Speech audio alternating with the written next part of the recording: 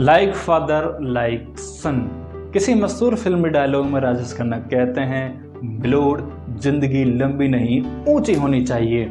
एक और फिल्म का डायलॉग है, बाप नंबरी तो बेटा 10 नंबरी।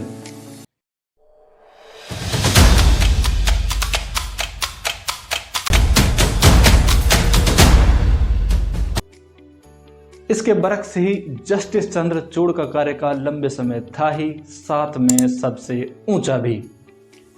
हिंदुस्तान के सबसे लंबे कार्यकाल वाले चीफ जस्टिस यशवंत विष्णु चंद्रचूड़ फरवरी 1978 में पदभार लिया। 7.5 साल बाद जब जुलाई 1985 में रिटायरमेंट हुए, हिंदुस्तान में उन्हें आयरन हेड के रूप में जानने लगा था। जस्टिस चंद्रचूड़ ने 4 प्रधानमंत्री देखे। वे जनता सरकार के दौर में चीफ जस्टिस हुए थे तो मोरारजी देसाई, चरणजीत, इंदिरा गांधी और राजीव गांधी की सरकारें थी।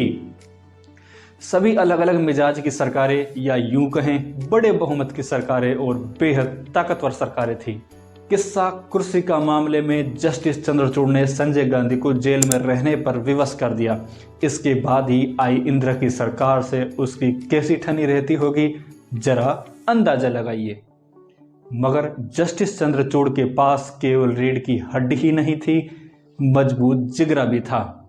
मिनर्वा मिल केस हिंदुस्तान के लैंडमार्क जजमेंट में से है, जिसने संविधान के बेसिक स्ट्रक्चर की अवधारणा दी। यानी संविधान को बदलने की सरकार और संसद की शक्ति सीमित है। कोई कानून, कोई संशोधन ऐसा नहीं ला सकती जो संविधान के मूल ढांचे को बदल दे या समाप्त कर दे। यह फैसला संविधान को छेड़ने की कोशिश करने वाले हर सरकार के सामने सीना ताने खड़ा है। संविधान के मूल भाव यानी नागरिक के मूल अधिकार, आज़ादी की जीवनी और समानता का अतिक्रमण कोई गवर्नमेंट नहीं कर सकती। Olga Tellis versus Bombay municipal corporation मामले में उन्होंने जीवन के अधिकार को डिफाइन किया, रोजगार, रहवास के अधिकारों को उसका हिस्सा माना। पुत्तुस्वामी केस में राइट टू प्राइवेसी को डिफाइन किया। गुरुबख्श विरुद्ध पंजाब केस में उन्होंने फैसला दिया कि अग्रिम जमानत को अनुच्छेद 21 के तहत नागरिक अधिकारों की तरह देखा जाना चाहिए।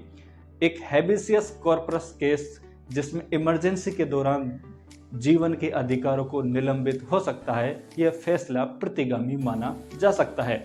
लेकिन सुप्रीम कोर्ट के जज के रूप में उनके 338 फैसले कानूनों की व्याख्या में प्रकाश स्तंभ की तरह रहेंगे।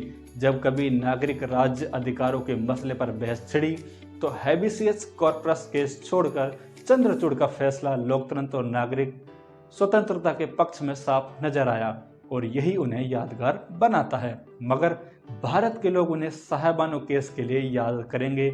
इस केस में सरकार को संविधान संशोधन को मजबूर कर दिया। इसे पेंडोरा बॉक्स के खुलते ही गंगा बही, भारत आज तक उसके बहाव की था नहीं पा सका है।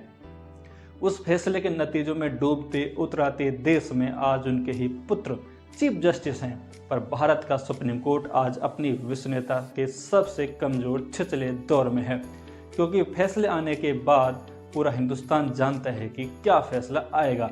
जनता को ऐसे किसी फैसले की आशा नहीं जो टोटलेन हो चुकी सरकार की ले से मात्र भी दिक्कत कर सके। सत्ता का हाथ लोकतंत्र के गिरेबान से हटाने की हिम्मत अब सुप्रीम कोर्ट में नहीं, भले ही उस पर कोई चंद्रचूड़ क्यों ना बैठा हो। ये गिरावट अभी की ही नहीं, कभी 4 जज लेकर कोर्ट के लॉन में प्रेस कॉन्फ्रेंस के लिए बैठ जाने वाले गोगोई आगे चलकर राज्यसभा में बैठ जाने तक ये गिरावट गर्त तक जा चुकी थी। ये गिरावट अनुत्क्रमणीय स्थायी है और देश मौजूदा चीफ जस्टिस से इससे बेहतरी की कतई उम्मीद नहीं करता। अगर उनके नाम में चंद्रचूड़ नहीं लगा होता। उनका 2/3 कार्यकाल जा चुका है, अगले नवंबर में रिटायर हो जाएंगे। फैसलों से इतर वे टिप्पणियां अच्छी करते हैं, मामलों में शानदार बोलते हैं, बड़े लोकप्रिय हैं। मगर लोकप्रिय तो कुणाल कामरा भी और अरिजीत सिंह भी है। इनके पिता लोकप्रिय होने के लिए नहीं, उनके फैसलों के लिए याद किए जाते हैं। एक कॉन्स्टिट्यूशनल इंस्टीट्यूशन कॉन्स्टिट्यूशन की इज्जत रखे और अपना वकार कायम करने के विश्वसनीय होता है। जब वो न्याय के साथ खड़ा हो, दहाड़ कर खड़ा हो, तो विश्वसनीय होता है। आज सुप्रीम कोर्ट की टोपी महाराष्ट्र में रोज उछल रही है।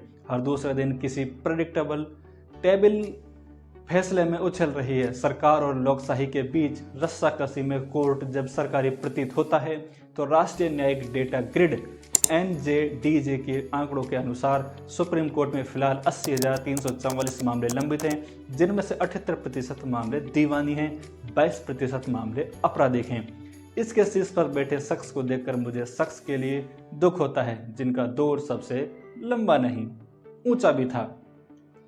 वो शायद अंग्रेजी की ये कहावत हमेशा सच हो, जरूरी नहीं। लाइक फादर लाइक सन।